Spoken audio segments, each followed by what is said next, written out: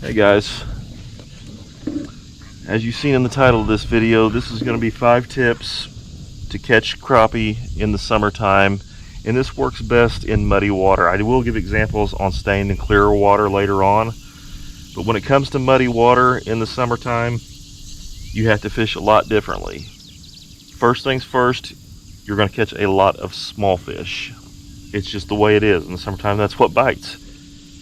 Whenever it comes to finding bigger fish, you're going to have to search for isolated logs, isolated stumps, and right around the thermocline. That's my first tip. For bigger fish, once again, let's say the thermocline is an 8 foot of water. You want to be fishing stumps or logs that are sitting right along that 8 foot depth. And because in muddy water, the thermocline is going to be a lot shallower than whenever it is in clear water. You may be down 20, 30 foot for a thermocline in clear water. Muddy water, super muddy water, 6 foot, 8 foot maybe. But that's my first tip I can give you for bigger crappie, isolated trees. This comes from experience of actually using live scope. When I use live scope, on the few times I do use it, you will see there'll be a log along the bottom just barely down there, and there won't be any fish on it until you drop a jig down to it. Once you drop that jig down to it, all of a sudden you'll see 2 or 3 crappie usually come up off the bottom and to inspect it. And the ones you catch, they're almost always bigger. So I avoid brush piles, I avoid stuff like that, but I target isolated stumps and isolated logs when I know where they're at. Tip number 2, always use 2 jigs whenever possible. 2 jigs, and for the simple purpose that you're going to be able to determine the color. Whatever color the predominant color is for the day, 2 jigs will help you find out. I happen to know on this lake that the predominant color on sunny days is going to be something with pink in it. I'll use a dark blue with pink or a black and pink. Also, I'll use a white and pink because those are contrasting colors. Now, there's a reason for the 2 jigs, statistically speaking. 70% of the crappie you catch are going to come off the bottom jig. I mean, that's just the way it is when you fish with 2 jigs. If you happen to start noticing fish are coming up to your top jig more often than not and bypassing that bottom jig, guess what? That means the color of the top jig is the predominant color. Tip number 3 for muddy water is trying to how to determine the dominating color. Now, when it comes to muddy water, it's so easy. You use contrasting colors. If you look at a color wheel, you're going to see colors on one end and colors on the other end. These are the contrasting colors. So when light penetration is coming down through the water, if pink comes up better, then pink is going to be the dominant color down there. On the opposite end, you have chartreuse. Well, what happens to be one of the best-selling colors in any jig company? Electric chicken. That's not by accident.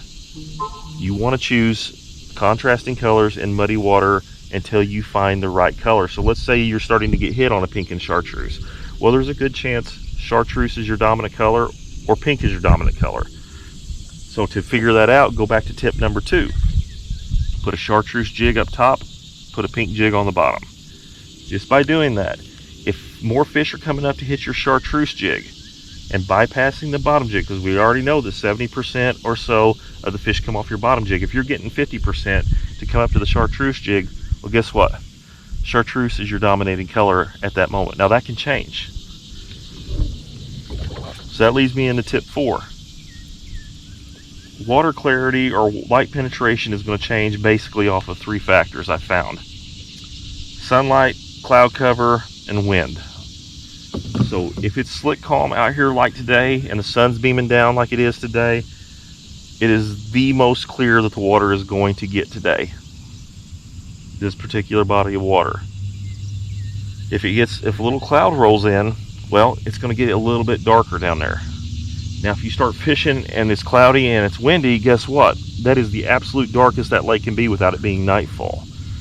That is going to create different light penetration, therefore your jig color is going to change more times than not. You may have to go back, maybe pink becomes the more dominant from chartreuse. This is exactly why bait companies have so many jig colors. Okay, tip number 5. I cannot stress this enough in summertime. Fish the mornings.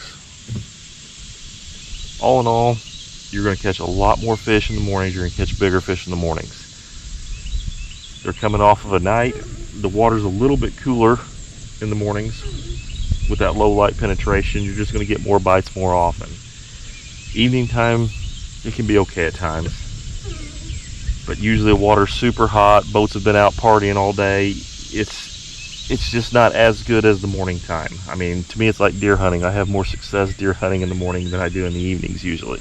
But when it comes to crappie fishing in the summertime, fish the mornings. If you're gonna go, get there right before dawn and get out there and try to catch as many as possible till 9, 10 o'clock in the morning. That's when you're gonna have your most success usually.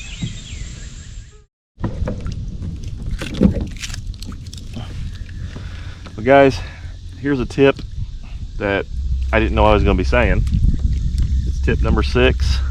I would guess I'll call it a bonus tip, but it's a tip in humility. And look how small that fish is. I went the first 45 minutes with only one bite because I knew that pink was the color. Remember earlier I said pink is the color choice of this lake? Look what that little bitty fish came off of. 3-inch chartreuse curly tail. Now I always keep a variety of baits, but I had no intention on throwing this kind of a bait. After not getting any bites, I switched over to this.